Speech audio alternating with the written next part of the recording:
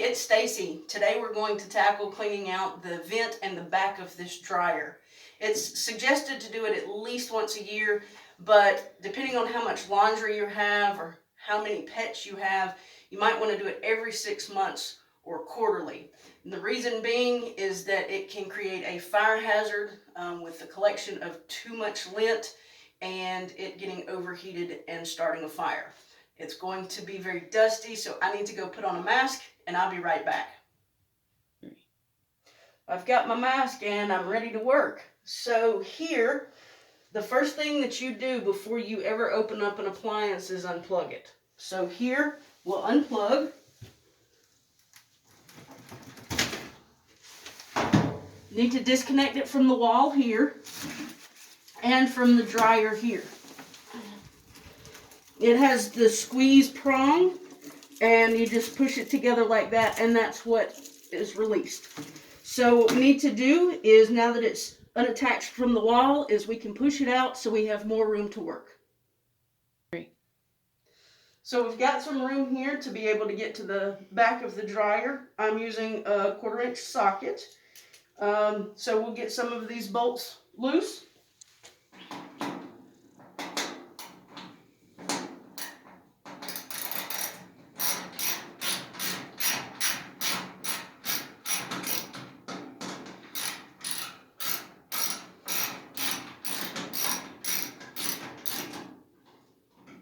Sometimes if you use a longer extension, it actually makes it go a little more quickly.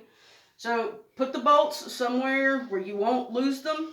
I've got 7 others to remove, so as soon as I get those out, I'll show you the back of the dryer. Okay, now that we've got all of the bolts out and the back removed, what we need to do before we go any further is pull the lint trap out, and this is actually a front loader with a top lint trap, so we can do it out here. And I know you can't see it on the video, but I've got 2 screws that are Phillips head that I'm going to remove. Again, make sure you're putting these in good places that you don't lose them. They do actually make wrist pieces that have magnetic strips on them that you can just Velcro around your wrist. Very simple to use and quick and easy to access your bolts and screws when you need them. So we're going to take the back off here.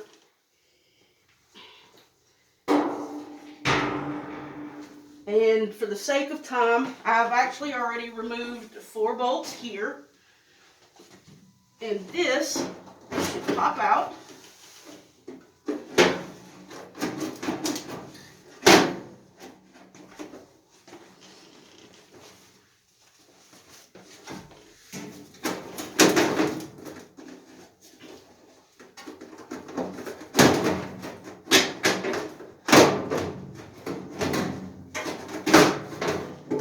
Persuasion. Now, you can see this lovely crust of dust and cat hair and lint. It's probably been a 1.5 to 2 years since it's been cleaned out. So again, part of the reason to clean this out is to keep fire hazards down.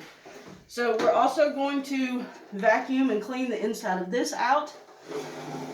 And that as well. Okay, now I'm going to take a Swiffer duster and clean off these wires here. You do not want to run a vacuum cleaner over the wires, for safety purposes. Don't want to disengage any of these wires. I will, however, use the vacuum cleaner on this piece here to suck all of this up and get the inside of that cleaned out, and I'll be back as soon as we get that done. Great. So now that we've got the other part of the dryer vacuumed out and cleaned out, it's time to do the tube here. So we've actually got the lint eater. We actually got that at Lowe's a couple of weeks ago for this specific chore. And basically this particular type, you go clockwise because you don't want to lose the lint removal head. And then when you're coming back out, you still go clockwise. So you'll do that all the way through the tube, and you can actually see where it's fallen out.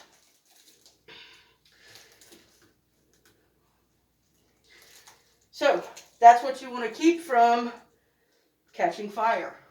You can use this going from the inside, also following the instructions in this box. And we'll do quicker video tomorrow showing the way to do that from the outside. Okay, so we got it vacuumed out and put back together, reverse way that we took it apart. Checked the vent tube and discovered there's a tear in it, so we're actually going to have to go and purchase a new one. Anyway, I hope you enjoyed the video. Thanks for watching.